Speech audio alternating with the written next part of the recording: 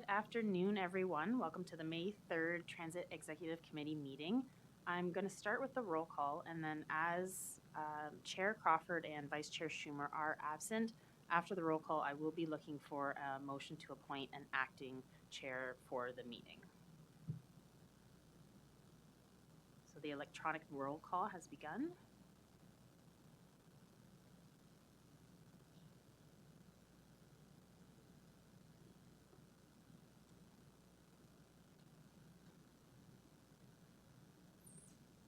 Perfect. So if I could get a motion, Regional Chair Henry. So I will give you a motion that with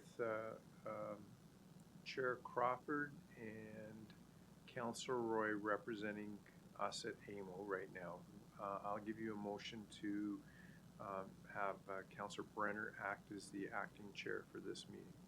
Okay, and can I get a seconder? Commissioner Garrett.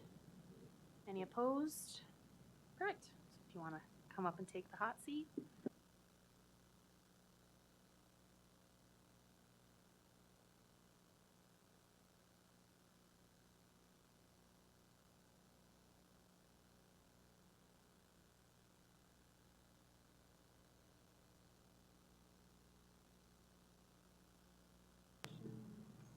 Do you turn it on or do I turn it on? Great. Good afternoon. Thank you. Any declarations of interest? None's noted.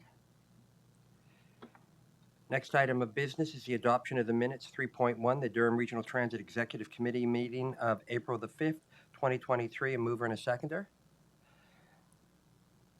Moved by Commissioner Watton, seconded by Commissioner Gerard. Discussion. All those in favor? Carried. Presentations. Mr. Holmes, you're on.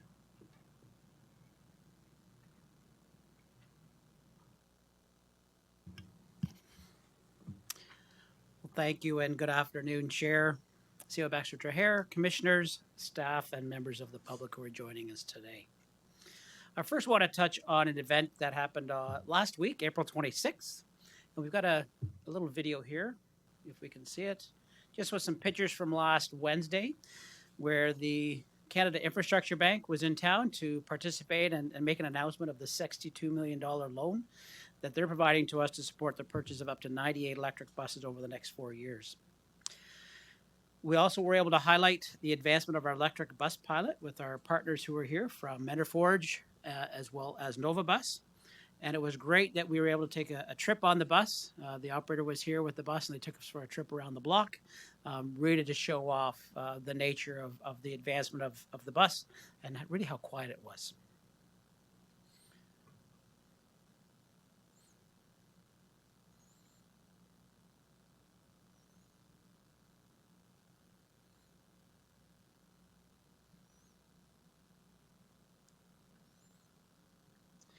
I'd also like to highlight, and you likely heard through various channels, that Presto announced yesterday that the additional contactless fare payment option of a debit card is now in place and up and live on DRT. Customers can now use their bank cards or their mobile wallet or their watch to pay for their fare, and they'll be charged the adult cash fare, which is currently $4. The next step in modernizing our fare payment is the Presto mobile wallet, which will be launched later this year. You may have heard recently that the Canadian Urban Transit Association released their recommendations aimed at addressing root causes of violence in transit.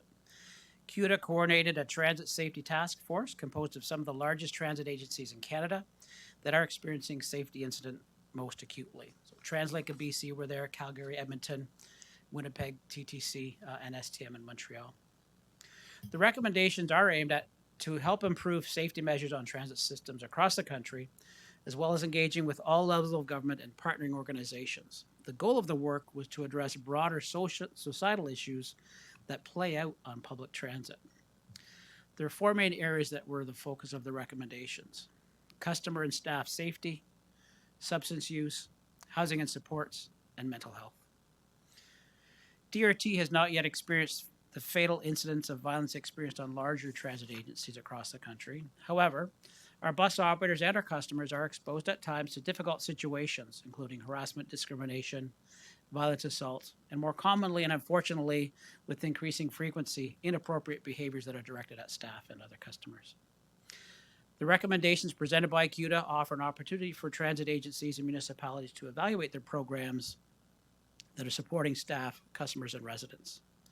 While DRT maintains a robust safety program, we will take this opportunity to review those recommendations. As you know, public transit reflects the communities that we serve. Issues such as homelessness, housing and support, substance abuse, and mental health, when left unaddressed, can impact transit systems, riders, and workers. Addressing these broader societal concerns extends beyond the role of transit agencies, and CUDA as a partner is advocating to all levels of government to come to the table with appropriate support. As highlighted in today's General Manager report, staff have finished our annual, and first time since the pandemic, our annual in-person public information centers. And we will have a final virtual session as well on May 15th. So far, 338 residents have joined us and engaged with our staff at locations across the region to review our service plans and provide their feedback. We have heard three key messages or themes that have been shared with staff. One is, and unfortunately, a continued lack of awareness of on-demand by rural residents. So we're taking that forward and seeing how else we can enhance that. The on-demand availability at select times within Clarington and Brock specifically. And there was also significant interest in the Simcoe Street and the Highway 2 rapid transit corridors based on feedback, and we've heard this from delegations and from our customers regarding crowding on some of the routes, Pulse 900, 901, based on frequency and the high level of ridership that we're experiencing. So there's lots of interest in those higher order transit solutions coming on board. As they always do, staff will be considering this feedback, along with feedback that we get all throughout the year from customers and residents, as well as our bus operators and other DRT staff, and they will be making adjustments to the service and transit network according to our route ahead strategy. Also wanted to let you know today that we are currently seeking specific feedback on transit demand between Newcastle and Bowmanville through a 10-minute survey. The information gathered will help to inform the future of transit service in the Newcastle and Wilmot Creek areas while remaining consistent with our service guidelines. The online survey can be accessed at durhamregiontransit.com until May 21st of this year. Very busy with our engagement, and staff are also hosting a drop-in session on May 15th from 6:30 to 8 p.m. at the Ability Center for families and customers registered with specialized services. We formed this session following some requests from a few families who wanted to further share their experiences with staff. So the invitations have been sent out to all those customers by mail. And anyone unable to attend in person are more than welcome to join a virtual drop-in session we're going to have as well on May the 18th. And residents who are interested to attend that virtual session simply need to reach out to customer service, and we will coordinate that virtual registration for them. I want to spend a few minutes on our recent performance because I think it's very important to sort of see how we are evolving here. As you know, we adjusted both scheduled and on-demand services earlier in the year to address reliability concerns, and those interventions have resulted in the intended improvements. On-time performance has improved to 77% from 69%, and service availability has improved to 97.6% from 96%.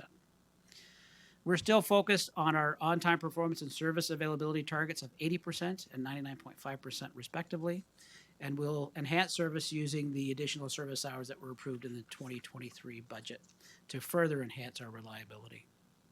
On the ridership side, I'm extremely happy to report that for the first time since the start of the pandemic, our weekly scheduled ridership has reached pre-pandemic levels. For the week ending April 30th of 2023, boardings were just over 100% of the pre-pandemic levels for the same time in 2019. Weekday boardings were slightly above, just about 1% above those levels in 2019, and weekend boardings are actually 11% higher than they were pre-pandemic. And that significant increase in weekend ridership is a trend being seen across our agencies, not only within the GTHA, but across the country. So well done to our service design team, staff, and scheduling and getting those service out there, making those adjustments so that we can get that ridership back. As you know, our service model has changed since 2019, so we're unable to compare on-demand boardings to 2019 levels. However, we are seeing increasing boardings week over week. For that week ending April 30th, boardings for customers registered with specialized services increased 36% since the end of February of this year, with overall on-demand boardings increasing by 24%. So on-demand overall, since the end of February, the number of boardings have increased by 30%. Again, that's a testament, as we've talked about, is increasing the amount of service that we have out there. We are still managing some reliability challenges because simply with the focus on equity and everyone have access, the demand is increasing. And so we are adding that service to address that. We still have a ways to go. I'll close today by indicating that we are really looking forward to the opportunity to honor and recognize our 2022 safe drivers at the May 24th council meeting, and I hope that I see you all there. So thank you very much.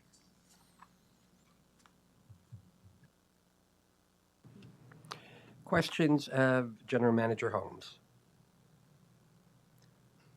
Yes, Commissioner Anderson.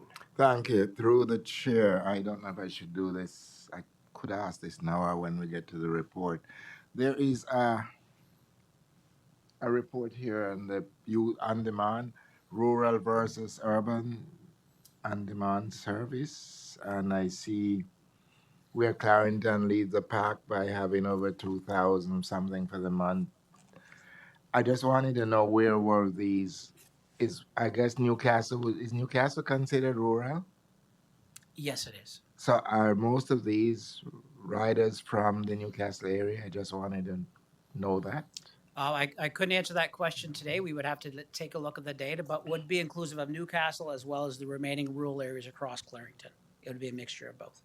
Okay, because it's rather high, and I think that would be a good argument for a regular bus service. So could you get me those numbers if possible? I will definitely follow up with you after Okay. after tech. Much Okay. appreciated. You're Thank you. welcome. Thank you, Commissioner. I see a question from Councillor Jubb. Thank you, Mr. Chair, and through you to Mr. Holmes. Hi, Bill. I hope all is well. You mentioned lots of feedback in regards to on-demand concerns in Clarington and Brock, and with the loss of GoBus Route 81 and 81A, this is Brock's last remaining GoBus route, and also affects Scugog, as we know. Brock also lost in 2019 its Newmarket route, so we officially have no GoBus route now. I take this as a download to the province. My question is, are there any updates on when or how the on-demand service will augment the loss of this service and download for Metrolinx? Thank you, Councillor. And we are in the process of working with Metrolinx to understand what that ridership on the 81 and the 88A actually was, and what that pressure may be on the on-demand network, so that we can make sure that we're ensuring that we're providing that capacity if there is an increased capacity requirement.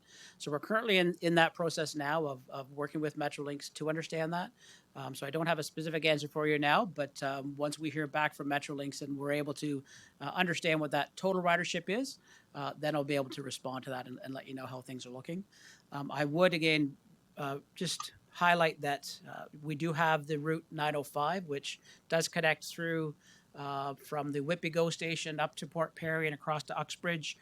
It does provide a good connection for residents of Brock in terms of the on-demand service. So that's really what we're looking at in terms of the service that's available with the Metrolinx elimination of the 81. So we still have a good, robust service to get people between Brock and the Whitby GO station. And again, we're just confirming with Metrolinx what that ridership looked like so we can make sure we've got that capacity. Okay, thanks for that, Bill. And just to follow up on this question, so to confirm for Brock residents, they would need to take on-demand to get to either Scugog or Uxbridge and then down to the GO East? Correct. They would connect with the 905 at an appropriate bus stop. Okay, thanks for that. That's all, Mr. Chair.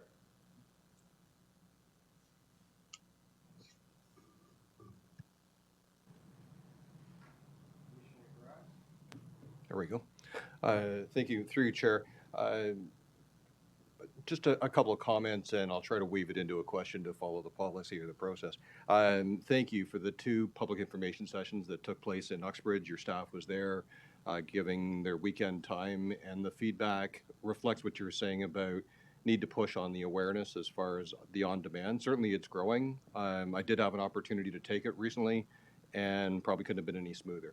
Walked to the stop, gentleman was waiting, he was very friendly, super clean car, took me to the destination, and it was a few minutes, and it was very well done.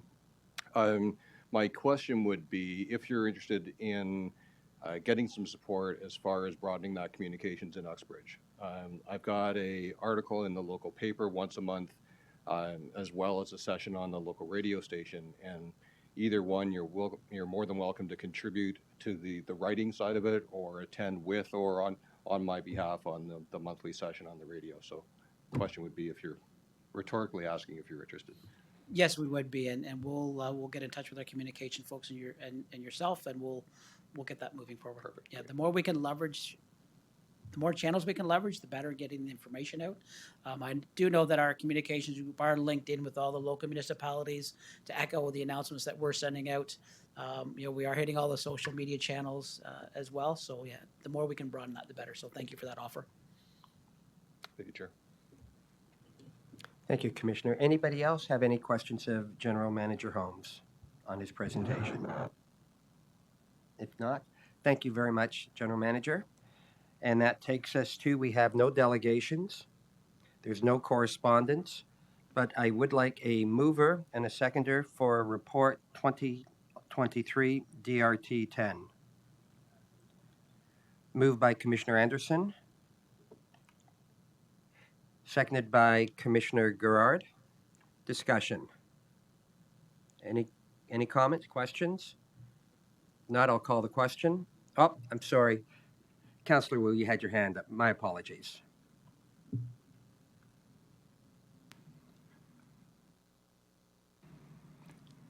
Thank you, Chair Brenner. And, I was just waiting for the commissioners, if they did have questions before I asked mine. And on the heels of Commissioner Anderson,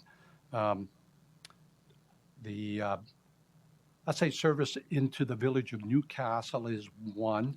And again, from the, I guess the minutes of last, where it was reported that Metrolinx discontinued as of April 1st, Route 81 and 88A, very noticeable by the residents and certainly those that used, whether it's DRT or GO. And then, we've tried to spread the news about the survey. But the other thing, and I think the general manager, Mr. Holmes, and I have had many conversations that way, it's a case of use it or lose it. And we've tried to impress on people that fill out the survey. Now, the one thing that I want to comment on the survey now, it is for the 6 months, October 22nd, April 23rd. The only thing that we did have in Newcastle or in Ward 4 was basically on demand. So the survey isn't addressing really bus service. It's more addressing how was on demand or how were you satisfied. Can you speak to that? Because it's only speaking to on-demand service as opposed to actual bus service.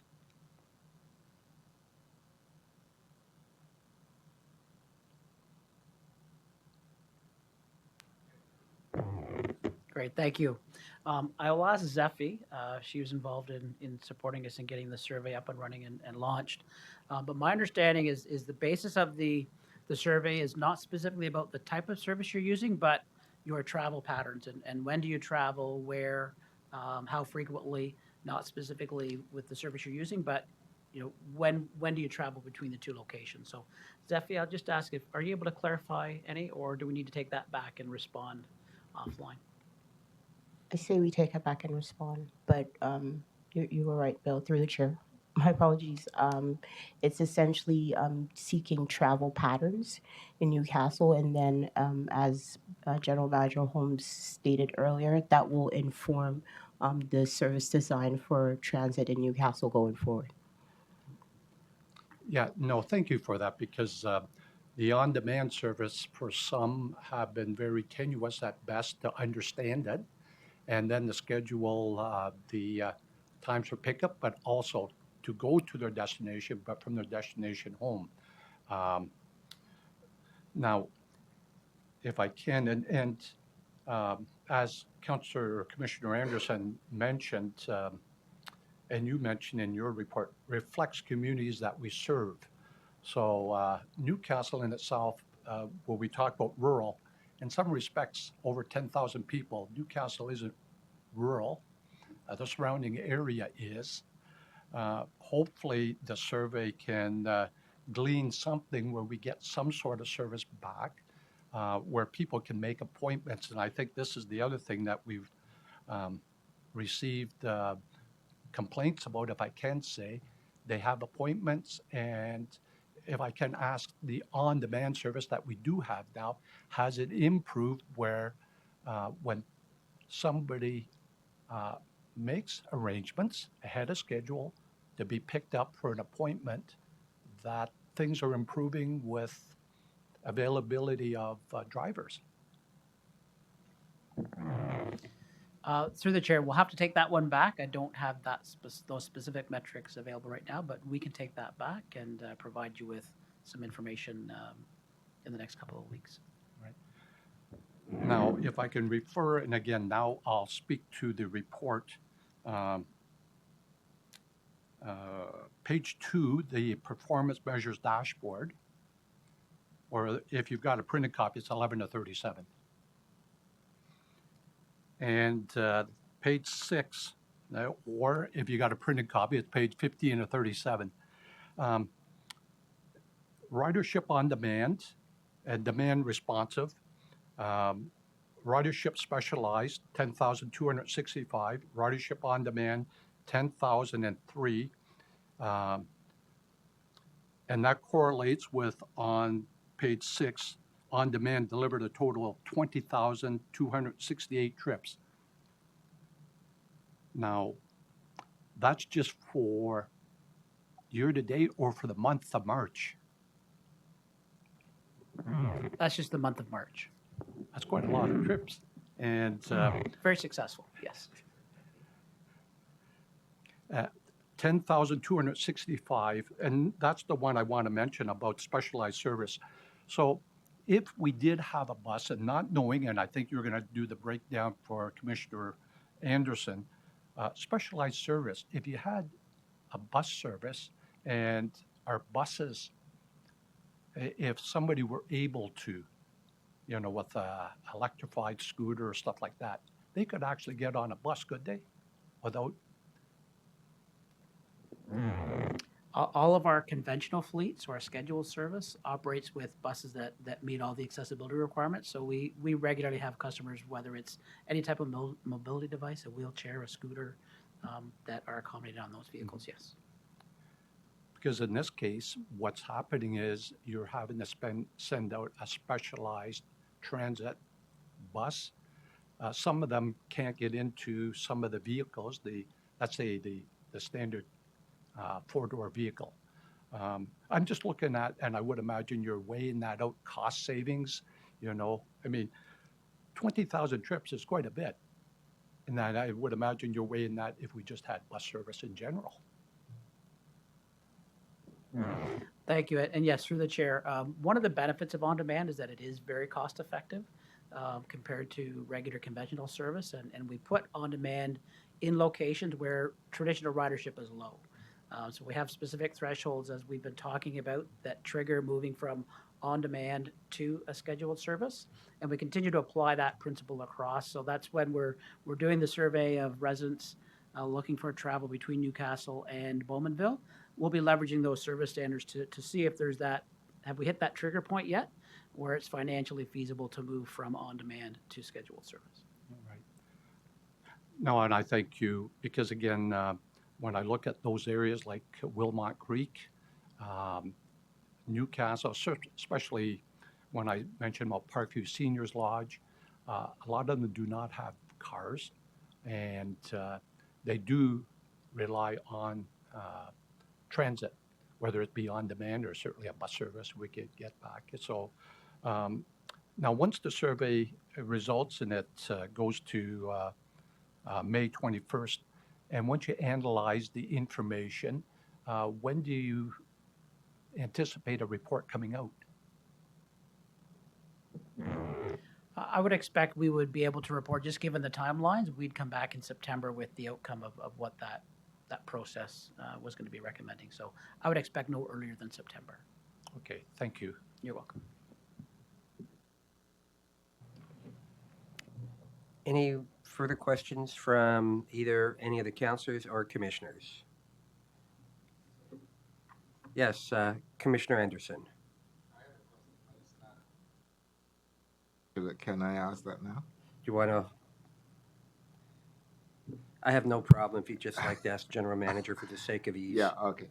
So I have some folks I know from Marion Place. That's at Stevenson and Roslyn. So they take the bus to the shopping center. But on the way back, there's no direct route back. They have to go all the way around through Whitby before they get back home. Is that correct? Or is there another route back that they don't know about that would take them back to Stevenson and Roslyn, where that is? So I'm going to ask Christopher Norris to respond to that question. Through the chair, that's correct. Route 409, which is a pre-pandemic route that we had operating there. It essentially operates from the Oshawa Centre via Gerrard and back down through Stevenson. It's a unidirectional loop. And at this time, yeah, we don't operate both ways, but I know it is something that our service design team has on for consideration for future review. How long does that take you? Do you know? The Oshawa Centre to Oshawa Centre is about 30 minutes. So off the top of my head, it's probably 10 minutes from Stevenson, Roslyn down, and then 20 minutes the other way. Okay, because I thought it was a lot more. They made it out to sound that they sat on the bus for quite a long time going through Whitby, coming back on to Stevenson. That's correct. If you are leaving the Oshawa Centre and taking the 409, you will be going up Gerrard up to Taunton, around Dryden, and then back down. So that's quite a trip, isn't it? It's quite the trip. It's 30 minutes. The entire route takes 30 minutes. 30 minutes, okay. Okay, thank you. Thank you, Commissioner. Any further questions? If not, I'll call the question. All those in favor? It's carried. Next item is 7.2. I need a mover and a seconder for Report 2023 DRT-11. Moved by Commissioner Watton, seconded by Commissioner Anderson. Any questions? Not, I'll call the question. All those in favor? Carried. Final item of reports, report number 2023 DRT-12, Emission Zero Highlights Electric Transit Buses. I need a mover and seconder. Moved by Commissioner Watton, seconded by Commissioner Gerrard. Discussion. Being none, I'll call the question. Oh, sorry. My apologies, Commissioner Watton. I wasn't that quick on the draw, so no problem. Just one quick question. The two different kinds of buses that are, or whatever it is it the bus? I think it is the LFS and the whatever. What's the other one? Excelsior Charge. Is that just? Can we expect that through the course of getting our buses that these things will continue to change as they get more modern, like updated, or technology is refreshed? Is that what we're seeing? Is that why they're both in this report? I think what I'll do is I'm going to ask Pri to respond to it.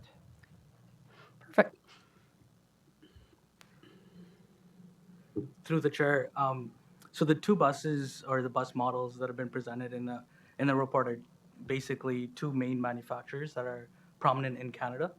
So that's Nova Bus and New Flyer. The latest models being presented are their latest versions of their electric bus. As sort of the technology evolves, they might come up with new naming conventions, perhaps, but that is their latest version. So, just to elaborate a little bit further, for example, Nova Bus had a shorter range version, and they called it the LFS. They came up with a longer range version with a higher battery capacity, and that's called the LFS E Plus. So it's not. Are these the two that are currently? Like, I'm just wondering about what we're looking to get, and the availability moving down. Will it continuously probably change as we're not buying them all in 1 year, are we? We wouldn't be able to get them all in 1 year. I would expect it. There's a production timeline that. What is the anticipated? And I'm sorry if it was in the report, for all the buses that we receive funding for, or that we're taking a loan for. So to address the first portion, it will be a competitive procurement process every year. We do encourage all manufacturers who meet the key criteria. Canadian content is one of them, for example, to bid. Our latest RFP, Nova Bus, did win that award. So every year we do plan on releasing a competitive. We do plan on releasing a competitive procurement RFP. It might be for multiple years.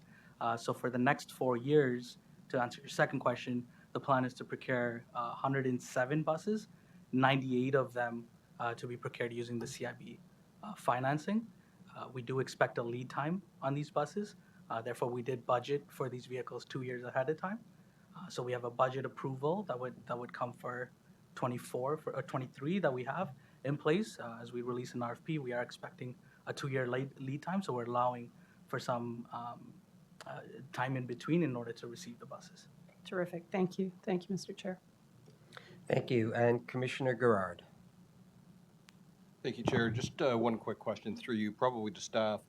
With my finance hat on, I look at the price being $1.4 to about $1.6 million each, and being about double a traditional bus. What do we expect? Is there a trending yet on the cost of these vehicles as they become more common and more mass produced? And my related question would be, will on inflationary pressures rather, offset those efficiencies? So ultimately, do you expect it to be kind of a flat 1.4 to 1.6, or where do you see that pricing go? Through the chair, I think we can speak to sort of trends that we've seen in the market to date. The majority of the main factor of the vehicle in terms of a cost perspective is affected by the batteries. What we've seen on lithium-ion batteries is a trend down about 5 to 6% every year. Currently, actually, for the last 2 years, it stayed around or hovered around $150 USD per kilowatt. That's how battery costs are measured. In terms of future economic trends, it's hard to tell, but we did see some inflationary pressures being cited on the most recent RFP, and we're seeing that across the board on some other procurements as well. But overall, at least from discussions with the finance team, we have seen sort of that inflation number coming down. How it might affect future procurements is it's hard to tell at this point, but with technology improvements and at scale, we do eventually expect some of that pricing to come down, and that's how it's been reflected currently. Fair enough. Okay. Thank you, Chair. Thank you. Any further questions? Yes, Commissioner Anderson. The price doesn't come down much. I understand. How long does one of these buses takes to pay for itself? And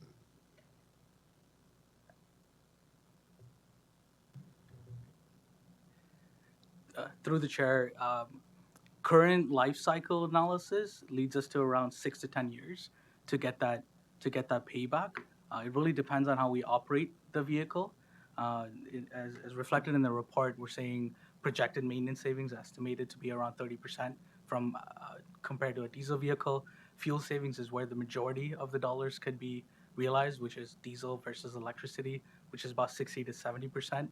Ultimately, it comes down to how we operate the vehicle and some other elements as we go through this process. But I would estimate about 6 to 10 years, assuming still we operate the vehicle for 12 years. But that is a further assessment could be made on that basis. Through the chair, I think you might have answered my question. So you are anticipating that the life cycle will be 12 years, not more? The manufacturer life cycle or rated life cycle has always been 12 years, but in the industry there are other agencies that operate or plan to operate the vehicle for longer. So for example, Brampton at 15 years, York Region at 18 years. We currently have a 12-year life cycle on our vehicle, but as we go through a learning process on these vehicles, and probably defer to our maintenance manager, there are some considerations for a longer life cycle on these vehicles, given that you have an electric motor, for example, and that in itself has a longer general period of life cycle. Through the chair, what's the current, I should know this, the current life cycle and the conventional bus right now? It's 12 years. 12 years, so it's not much difference? To speak to that point, I think the manufacturers in the industry haven't come up with a new life cycle that they say, because we haven't actually seen an electric bus operate for more than 12 years at this point in time, and that's one of the key differences, right? We've had diesel buses operating for over 100 years, 150 years. Meanwhile, the electric buses are still sort of that learning process. Fair enough. Yeah. Thank you.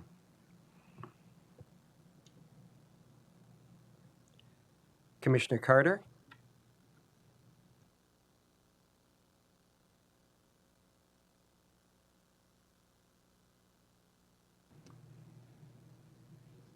Can't hear you, Commissioner Carter.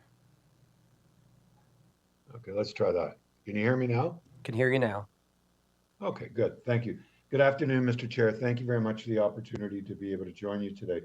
I want to draw everyone's attention in regards to page 27 of 37 under the conclusion. We seem to be really focusing on the life cycle of the transit vehicles based upon what we do right at this particular time. Two is the price aspect and what the return is. But in the conclusion itself, it says the transition to zero emission transit fleet is critical to the regional achieving its emission targets, specifically in the Corporate Climate Action Plan. So, this isn't just about what is the cost today and what is the return or what are the savings. It's also about our commitment in regards to the environment itself. That's number one. Number two, we just heard that the life cycle is 12 years, but let's be absolutely honest. The evolution of the electric vehicles is advancing at such a rapid pace that you wouldn't want to hold on to these vehicles longer than 12 years. And there's still a discussion in regards to the battery cells being interchangeable. So I think we've got to take those things into consideration. I think this is a positive step for Durham Regional Transit. I think it demonstrates that government is serious about looking at not only our environmental commitment, but in regards to looking at the best technologies in regards to moving people around efficiently. I think we're going to learn a great deal throughout this process. And I also believe that it is the right direction for our regional government and our regional transit to be able to take a step forward. I can speak as the mayor of the great city of Oshawa that we have undertaken a transition of our fleet that will happen over the next 4 years, especially in regards to going from combustion to electric vehicles and making sure that we also adapt this. We don't have all the answers right now, but we do know that it's not just monetary decision making why we're making this decision. It's also because of the reason that we've made a commitment in regards to our greenhouse gases emissions, and that we want to demonstrate this is one of the components that we're demonstrating that we are committed in regards to the environment. So I just caution everyone. I've got an electric vehicle. I know the advancement on electric vehicles have changed dramatically in the last 10 years. What I'm hearing out of a lot of the manufacturers is the change in the battery technology, the longevity of the battery itself. As a matter of fact, Globe and Mail just did an article in regards to the battery.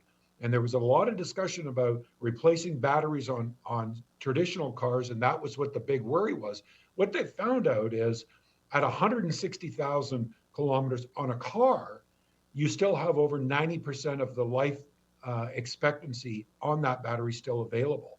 And so they're saying the batteries will probably outlive the cars because the batteries are getting that good. So I appreciate all the questions, Mr. Chair, but I just don't want us to get so tied up on the economics, even though I'm a fiscal conservative. I don't want us to get tied up in that. I think we have to take other things into consideration. And for those that did travel on this bus and have the experience, I think you also probably have a great insight in regards to why this is really important that the region takes these steps. Mr. Chair, thank you for the opportunity to add those comments. Thank you, Commissioner Carter. Commissioner Watton. Thank you. And I'm guessing perhaps that this is a premature question, but what do you do with these spent batteries? And is that part of our plan moving forward if they have to be disposed of or whatever? The General Manager will respond. Thank you. I am going to pass this to Pri, so I'll be ready. But we are working on our battery strategy now and how we're going to manage it. So we don't have an answer to that question, but I'll ask Pri if he has any general feedback for the Commissioner. So through the chair, we do expect that the batteries have we'll call it an end state of health around 70 to 80% at the end of its usable life. At that point in time, one of the potential things we could use or have as an application is battery energy storage. So there are other potential applications for these batteries, but we wouldn't consider that up until end of life. So it is one of the things that has been identified. So there may be other potential applications for this. That's great. I just think it's part of the whole program. So kudos to you for putting it into the plan as well, or starting the chat. Thank you. Thank you, Mr. Chair. Thank you, Commissioner. Are there any other questions on this report? If not, I'll call the question. All those in favor? Opposed? It's carried.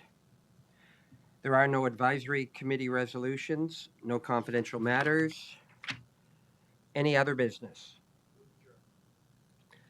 I have a motion by Chair Henry to move an adjournment motion. Seconded? Seconded by Commissioner Anderson. All those in favor? Carried. Thank you very much, everyone. Have a wonderful day.